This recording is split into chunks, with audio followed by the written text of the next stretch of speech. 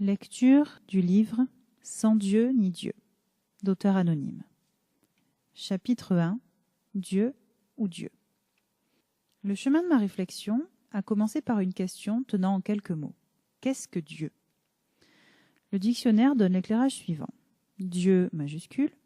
Dans les religions monothéistes, être suprême, transcendant, unique et universel, créateur et auteur de toutes choses, principe de salut pour l'humanité qui se révèle dans le déroulement de l'histoire. Dieu minuscule.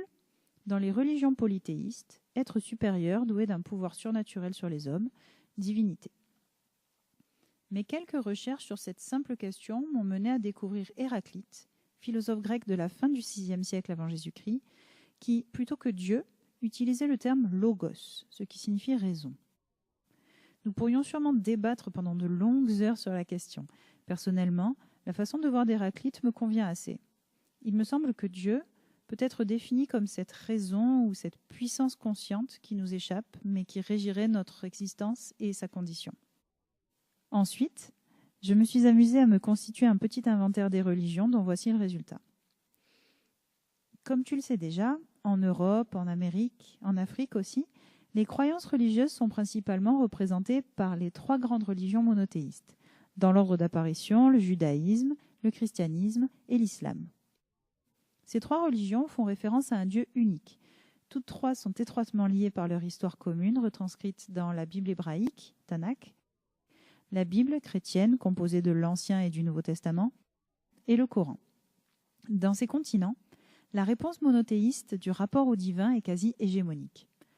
Pourtant, à bien y regarder, les considérations métaphysiques dans le monde et dans l'histoire sont bien plus riches que la seule représentation monothéiste. Il existe ainsi 2 grands courants de pensée, le monisme et le dualisme. Le monisme envisage l'existence selon une seule et unique réalité. 2 types de monisme s'opposent. Le monisme matérialiste, qui s'oppose à l'idée de toute transcendance. Ainsi, les athées qui refusent toute existence de Dieu sont en cela des monistes matérialistes. Et les monismes idéalistes, qui supposent que la réalité qui nous entoure est l'expression du divin. Plus simplement, tout est divin, le monde, la nature, les êtres vivants, etc. On retrouve notamment dans les monismes idéalistes le bouddhisme et l'hindouisme. Note que ce dernier regroupe à lui seul plus d'1 milliard de croyants. La doctrine philosophique nommée panthéisme, pour laquelle la nature est Dieu, est aussi un monisme idéaliste. Le dualisme sépare quant à lui la réalité perceptible et le divin, le corps et l'esprit. L'animisme, tu sais, ce sont ces croyances qui confèrent une âme aux éléments de la nature. C'est un excellent exemple de dualisme. Il y a le vent et l'esprit du vent, la pierre et l'esprit de la pierre, etc. Un prolongement possible de cette transcendance des éléments de la nature est le théisme, c'est-à-dire la croyance en un dieu ou plusieurs dieux. Dans les pays convertis au monothéisme depuis des siècles, la question de l'existence de plusieurs dieux ne fait plus vraiment débat. Pourtant, si la notion de polythéisme peut nous renvoyer à l'Antiquité, aux dieux égyptiens et à la mythologie grecque et romaine, elle est toujours bel et bien contemporaine dans un nombre important de pays, dont par exemple le Japon shintoïste, 100 millions de pratiquants. L'hindouisme, en plus d'être un monisme idéaliste, était aussi une religion polythéiste, comportant pas moins de 330 millions de divinités. Le shénisme, religion traditionnelle pratiquée par 750 millions de Chinois, est aussi une religion polythéiste.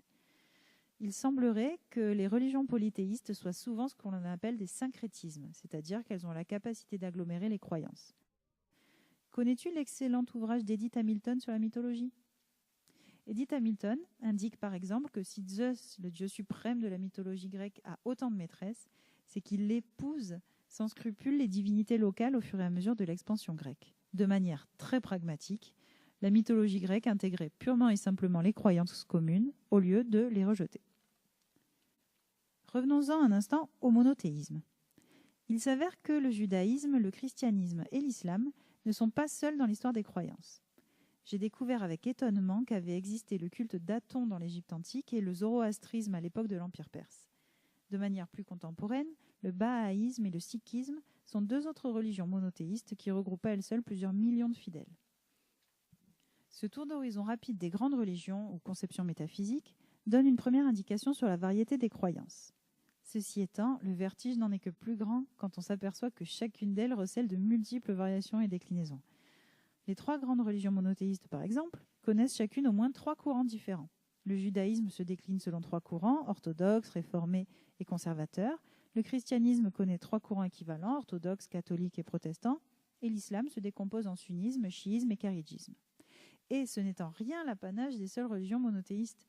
L'hindouisme présente différents courants, le vishnouisme, le shivaïsme et le shaktisme, regroupant chacun différentes écoles de pensée.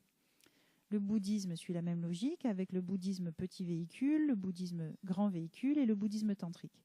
Chacun de ces courants comporte aussi différentes écoles.